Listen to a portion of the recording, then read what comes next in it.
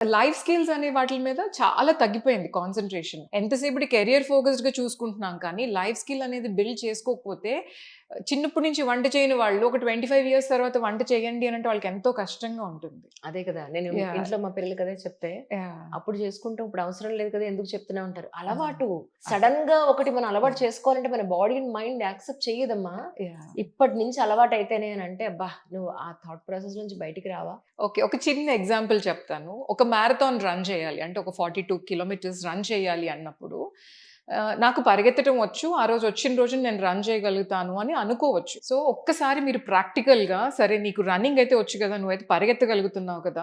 నాకొక మ్యారథాన్ చేసి చూపించండి అని ఒక టాస్క్ ఇవ్వండి అదే పిల్లలకి. కదా! వాళ్ళు పరిగెత్తలేరు. ఒక అన్ కిలోమీటర్ తర్వాత, 2 కిలోమీటర్ల తర్వాత ఆగిపోతారు. లైఫ్ కూడా ఇలాగే మీరు ఆ మసిల్ బిల్డ్ చేసుకుంటేనే రేపొద్దున దాన్ని అచీవ్ చేయగలుగుతారు.